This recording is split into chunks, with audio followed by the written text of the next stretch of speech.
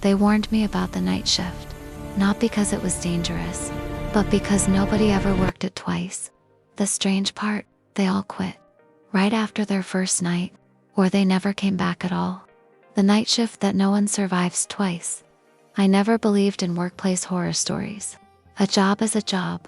Clock in, stay quiet, get paid.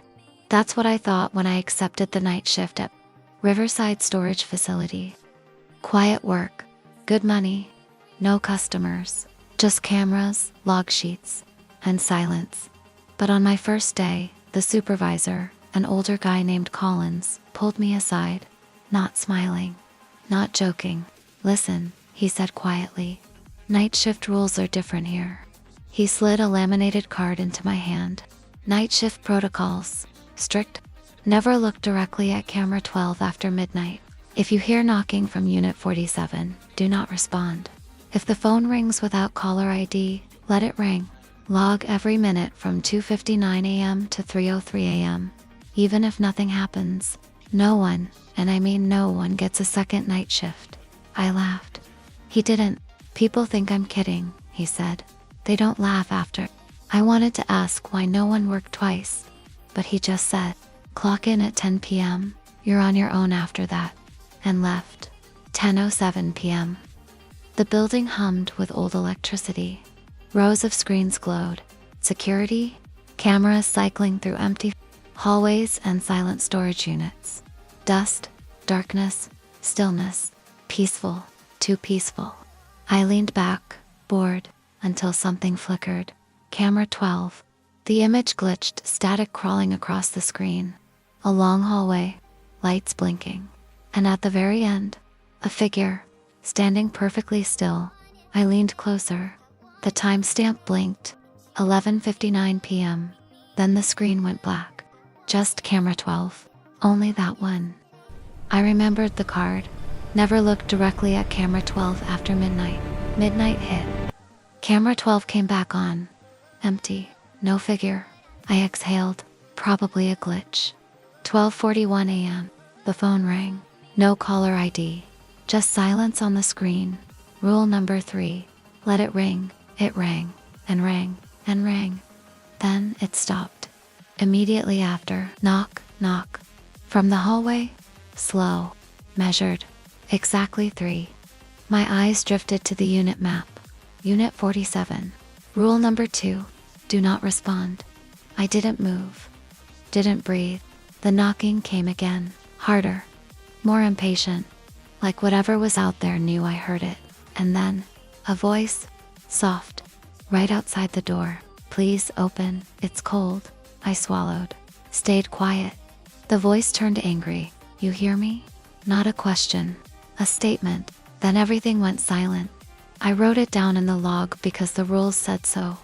My hands shook. 2:59 a.m. The card burned in my pocket. Log every minute from 2:59 a.m. to 3:03 a.m. Even if nothing happens.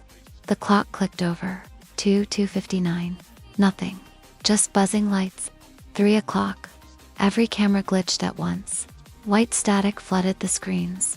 The room temperature dropped, breath visible in the air. And then each camera returned. But nothing was where it should be. Hallways bent the wrong way.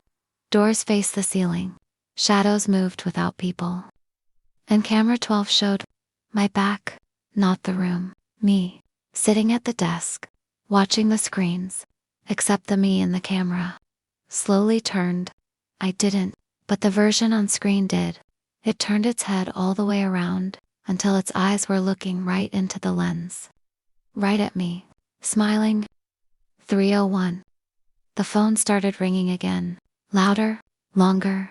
Ceiling lights flickered, buzzing like hornets. 3:02. Unit 47 began pounding. Not knocking, pounding. Something throwing itself against the door. Voices layered together. Men, women, children screaming and whispering. "Let us out." 3:03. Everything stopped. No sound, no movement. The screens went back to normal. I checked the log. My handwriting was already there. Perfectly written. Times, descriptions. Even though I hadn't touched the pen. At 5:59, the sky turned gray. Shift over. I stood, legs shaking. Collins walked in exactly at 6 o'clock. He looked at my face, pale, shaking, and just nodded. You're done. I forced a laugh. See you tomorrow. He stared at me, confused. No, he said. You don't come back. No one does a second night.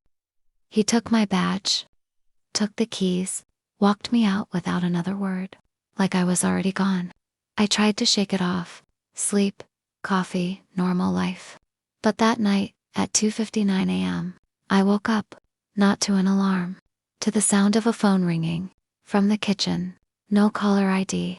Then 3 slow knocks, on my bedroom wall, directly behind my head. Unit 47. And from the hallway, faint, but clear. Please open, it's cold. I froze, checked the digital clock. 3 a.m. Somewhere out there, the cameras were turning. The hallways bending, the other me smiling. And I finally understood. Nobody survives the night shift twice. Because the second shift doesn't happen at the building. It happens at home. And this time, there are no rules, only the knocking, and the voice that already knows your name.